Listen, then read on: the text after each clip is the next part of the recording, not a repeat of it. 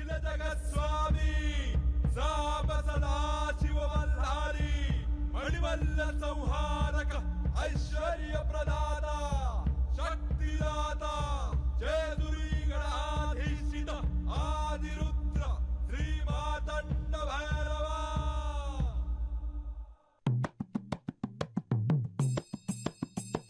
जय देवा जय देवा जय देवा जय देवा जय देवा जय शिव मातंडा.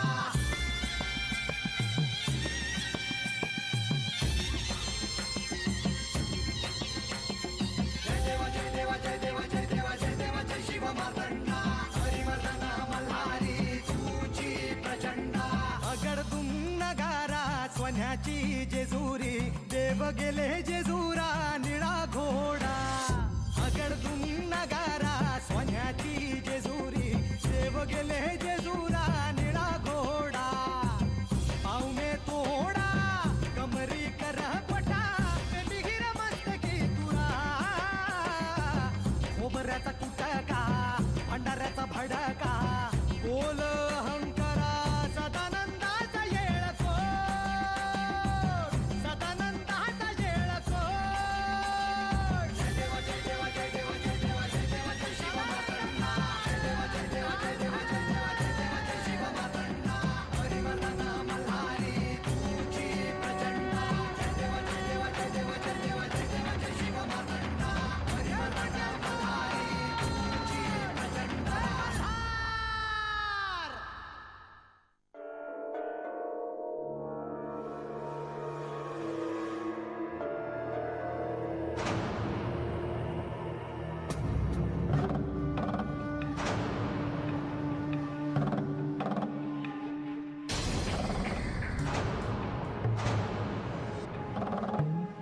बानू, तुला इंद्राने वश केले आहे.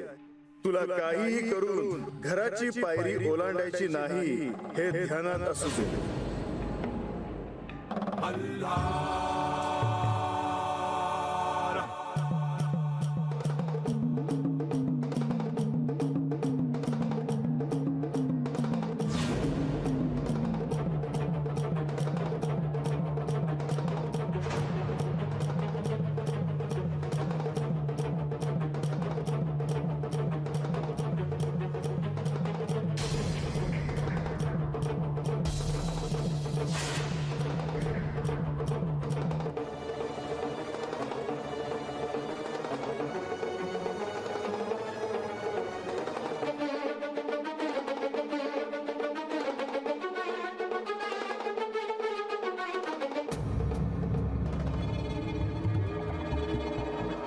लक्ष्मीदेवी असं का म्हणाल्या की इंद्रदेवांचा विचार डोक्यातून काढून टाका म्हणून? हे इंद्रदेव नक्की आहेत तरी कोण? त्यांच्याकडे अशा काय शक्ती आहेत की त्यांचं भय मी बाळगावं? मुळात हे आश्चर्य आहे की स्वर्गलोकीच्या राजाची कन्या रानावनात राहते आहे. लक्ष्मीदेवी काळजीपोटी बोलल्या असतील, पण मला इंद्रदेव हे नक्की काय प्रकरण आहे हे समजून घ्यायलाच हवं.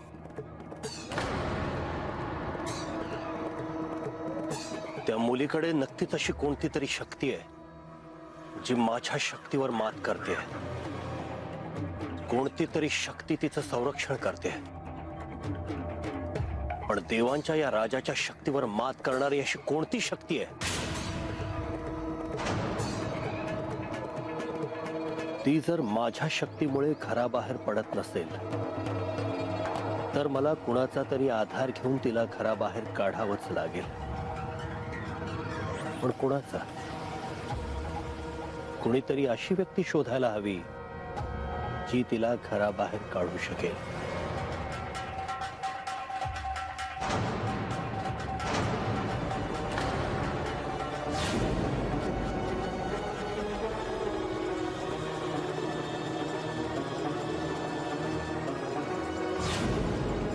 हीच मुलगी माझं कार्य करू शकेल.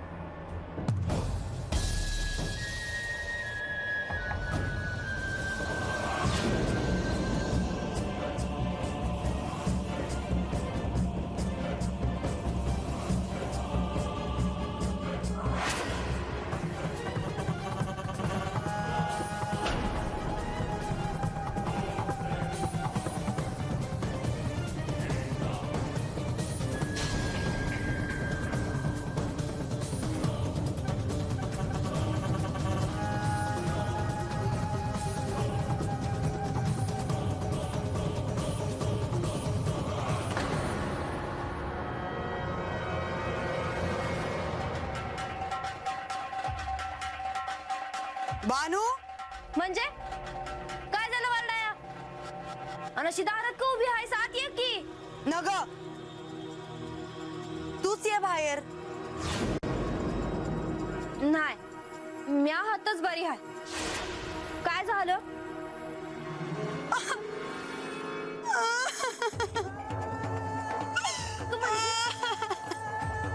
म्हणजे काय झालं? बोल ना. आता काय सांगू म्या? तू बाहेर यायला तयारच नाहीस. अगं तू आता काम करत बसली आहेस आणि आजा रानात चक्कर येऊन पडला आहे. अगं काय बोलतेस? म्हणजे उगा कशाला काय बाय सांगू होय म्या? कुठं आहे बा? म्हणजे म्हणजे अगं काय वाटतंय तुला? म्हणजे पाणी आणू का? मला मला चक्कर येते आणि आजा रानात पडला आहे.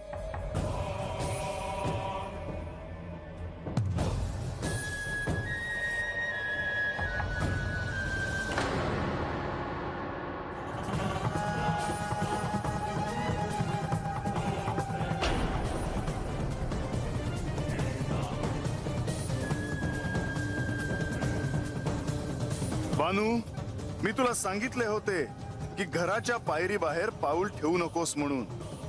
बानू, आता मी तुला कसे समजावू?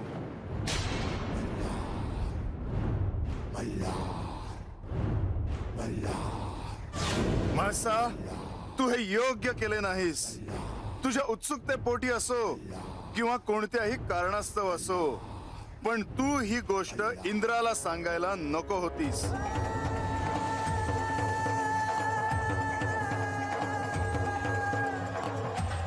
मी श्री म्हाळसा देवींना आपला निरोप दिला आहे. त्या इथे कधीही येतील. पण हे कसलं हळदी कुंकू आहे म्हणालात तुम्ही? हे अन्नपूर्णा देवीचं चैत्र गौरीतलं हळदी कुंकू आहे. जेजुरीत आणि सर्वत्र हे हळदी कुंकू आनंदाने साजरं केलं जातं. आणि हे हळदी कुंकू कुणी कुणी करायचं असतं? हे सगळ्यांसाठी आहे. यात कोणताही भेदभाव केला जात नाही.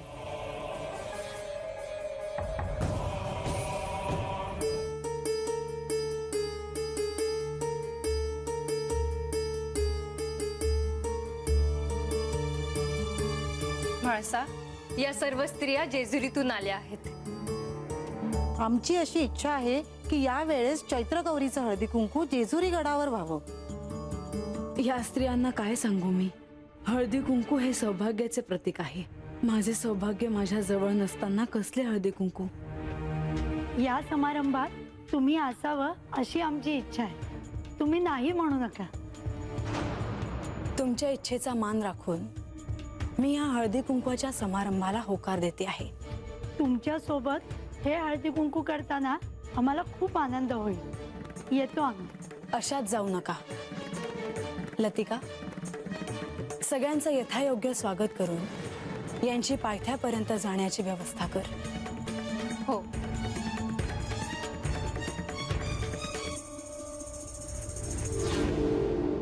हळदी कुंकवाच्या या समारंभात मला तुमच्याविषयी जर कोणी विचारलं तर मी काय सांगू? तुमच्याविषयी मला कोणी विचारलं तर माझ्या जीवाचं पाणी पाणी होईल.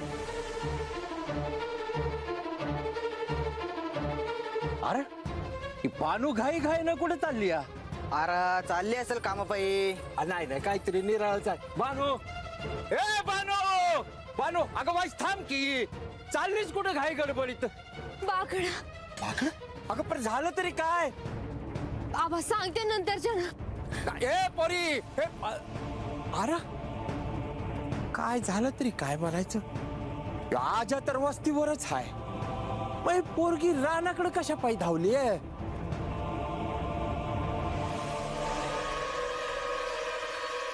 म्हणजे ए म्हणजे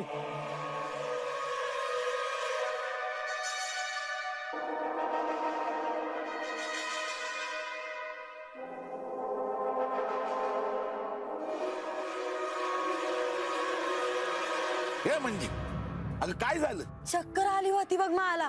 हे घे, पाणी घे. घे. बानू, ए बानू,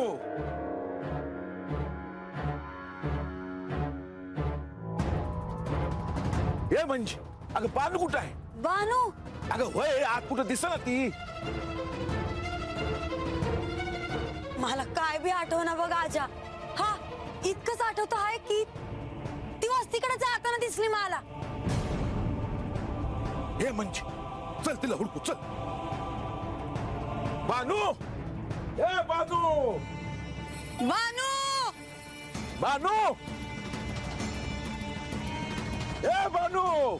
बा ए बा ए बा अरे आबा अरे बानू दिसली का कुठं? वय अरे आता रानाकडे जाताना दिसली. हे आजा हे समजा ठीक आहे ना वो?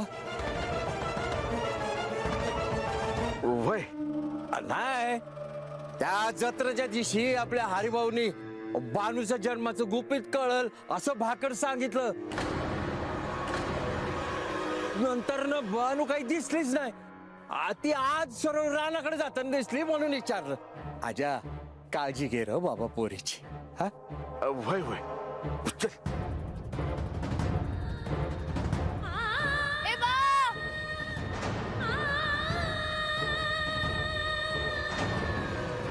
ए बानू बानू ए बानू बानू ए बानू बा बानू ए बानू. अरे कुठे गेली म्हणायची? बानू ए बा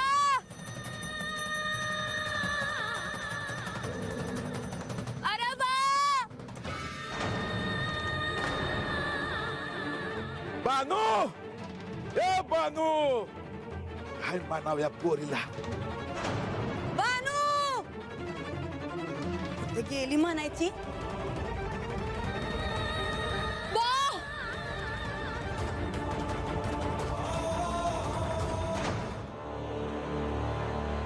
इंद्राच्या शक्तीमुळे बानू त्याच्याकडे खेचली जात आहे.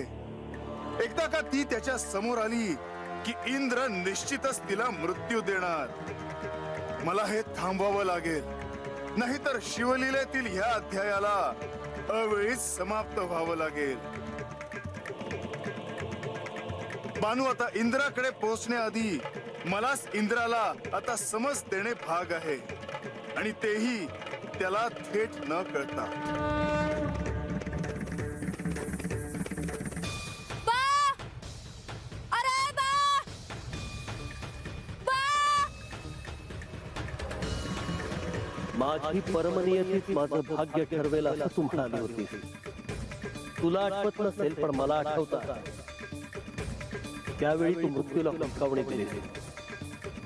जर नारद मुनींकरवी म्हाळसादेवीने मला हे सत्य सांगितलं नसतं तर अजूनही तू मेली आहेस याच भ्रमात मी राहिलो असतो. पण आता ते शक्य नाही. तुझा मृत्यू होणार हे मी निश्चित केलं असताना तू जिवंत राहू शकत नाही. तुझा मृत्यू अटळ आहे, अटळ.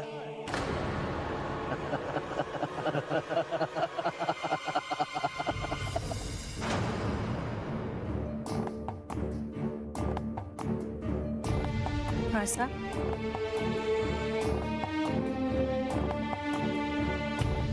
लतिका, संध्याकाळी जो हळदी कुंकवाचा समारंभ आहे त्याची सगळी पूर्वतयारी करा. मला याबद्दल फारसं ठाऊक नाही, पण काय काय करायचं आहे? हे हळदी कुंकू अन्नपूर्णा देवीचे आहे, अर्थात चैत्रगौरीची मूर्ती तयार ठेवा. देवीची प्रतिष्ठापना मोठ्या झोपाळ्यावर करायची आहे. तो झोपाळा सुशोभित करा. आणि यासाठी प्रसाद काय करायचा? प्रसाद मोठ्या प्रमाणात आंबे डाळ आणि पन्हा तयार करा. गडावर आणि पायथ्यापर्यंत सगळ्यांना प्रसाद मिळेल अशी व्यवस्था करा.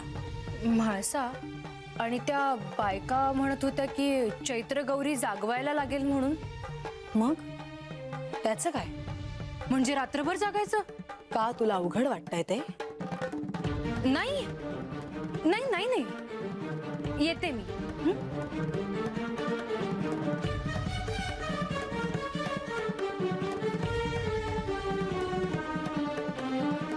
चैत्र गौरीला जागवायचं हे निमित्त आहे.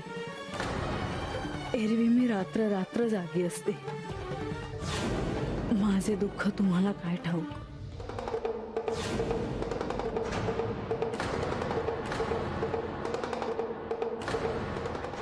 हा आवाज, हे चिन्ह, हे नक्कीच महादेवांच्या आगमनाची चाहूल.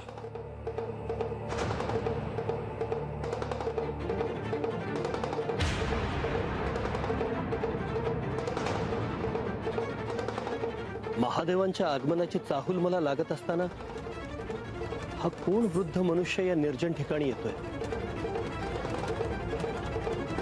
हा तर थेट माझ्याकडेच येतोय.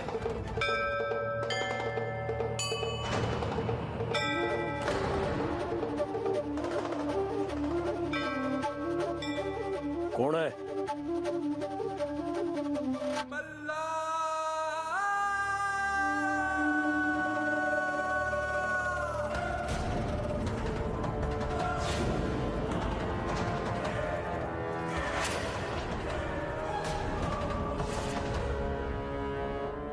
इंद्रा, मला ठाऊक आहे की तुला माझ्या येण्याची चाहूल लागली होती, परंतु तू स्वतःच्या अहंकारात इतका बुडाला आहेस की तुला माझे अस्तित्व जाणवतही नाही. प्रत्यक्ष महादेव या भूतलावर, या चंदनपुरीत? इंद्रा, या क्षणी मी तुला सावध करायला आलो आहे. तू तुझ्या कन्येला मृत्यूच्या तोंडी टाकण्याचा प्रयत्न केला होतास. ती माझी भक्त आहे, ती माझी प्रिय भक्त आहे. आणि इंद्रा, तुला चांगलेच ठाऊक आहे की माझ्या कोणत्याही भक्तावर येणाऱ्या संकटाला आणि ते निर्माण करणाऱ्याला मी कधीही क्षमा करत नाही. क्षमा असावी महादेवा, मला ज्ञात नव्हते. आणि भविष्यात आपली आणि माझी कधी अशी भेट होईल याची मी कल्पनाही केली नव्हती. भविष्यात काय घडणार आहे हे मी देखील तुला या क्षणी सांगू शकत नाही, पण ती या क्षणी येथे आल्यास तिची आणि तुझी भेट होणे योग्य नाही. तू कोण आहेस हे तिला कळायच्या आत तू स्वर्गलोकी परत जा.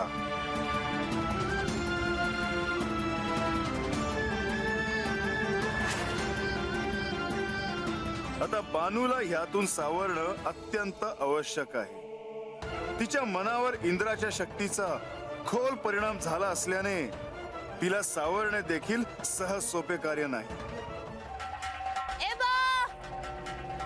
बानूबाई, म्हातार बाबा, अरे म्हातार बाबा, बरं झालं भेटलं. अरे बानूबाई, सांभाळ स्वतःला. वाजाला काय बी झालं नाहीये. अरे नाही, मला काय बाय झालं आहे. अरे रानात कुठेतरी चक्कर येऊन पडला आहे तो. मला त्याला हुडकायचं हवं. बानूबाई, ऐका माझं, वाजाला काय बी झालं नाही. तुला काय पिठाव नाही र बानूबाई, ऐका की माझं भानावर या. बानूबाई, आजाला काय बी झालं नाही. ओ बानूबाई, तो पत्र मी त्याला बघत नाही. तो पत्र माझ्या जीवात जीवच येणार नाही. पण मी सांगतो ना, तू मस्ती की आजाला काय बी झालं नाही. बानू, ए बानू, बानू,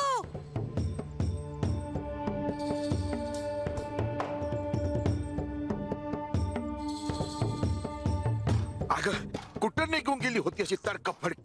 कुठे कुठं शोधलं नाही मी तुला. बा तू बरा आहेस ना मग? अरे या मंजीने मला काय बाय सांगितलं. अगं मलाच आठवना बघ, मी असं का म्हणले ते. अगं पर चूक झाली बाई, आता काय करू आठवना तर. बानूबाई, आता झालं गेलं, विसरून जा. कुणी काय बाय वंगाळ केलं ना, ते आता संपलं आहे.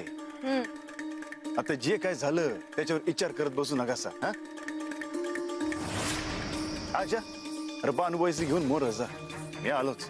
बाय चल ग, चल बाळ, चल. आलं बाय बाय.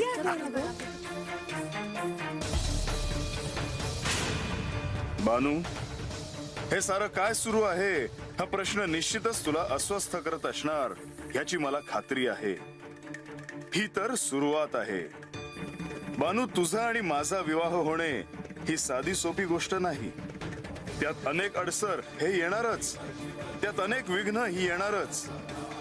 पण मला पार्वतीला दिलेल्या वचनाप्रमाणे या कृतयुगात मी तुला माझी अर्धभार्या होऊ देणार आहे. मग त्यात मला कितीही अडसर आले, कितीही विघ्न आली, तरीही त्यावर मात करायला मी सज्ज आहे.